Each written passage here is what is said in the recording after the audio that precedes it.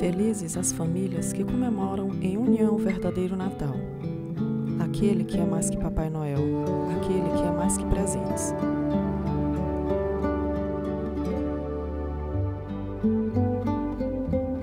O verdadeiro Natal em família é aquele que nos reunimos para comemorar o nascimento de Jesus, para comemorar a união e a paz dos homens de boa vontade. Hoje, na cidade de Davi, nasceu para vós o Salvador, que é Cristo, o Senhor. E isto vos servirá de sinal: encontrareis um recém-nascido, envolto em faixas e deitado numa manjedoura.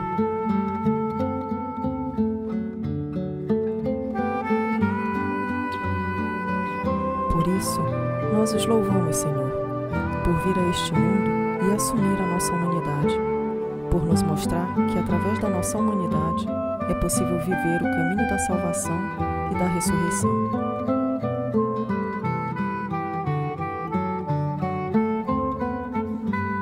Nós os louvamos, Senhor, por salvar a nossa humanidade, por nos mostrar que apesar dos nossos limites e fraquezas, Deus nos ama e nos criou para a salvação.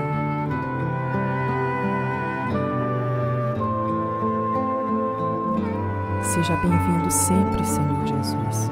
Venha nos resgatar da morte eterna, nos convocar para viver o amor sem limites, que há de nos salvar.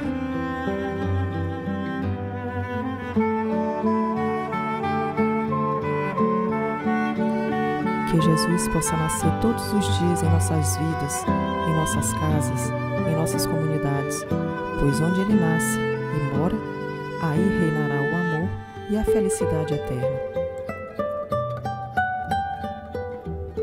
Deus eterno e todo-poderoso, que nesta noite santa do nascimento de nosso Salvador, sob as luzes do Espírito Santo, junto com a Virgem Maria, São José e os pastores, cantemos os louvores do vosso Filho, Divino Menino, hoje nascido para nós, e que convosco vive e reina pelos séculos dos séculos. Amém.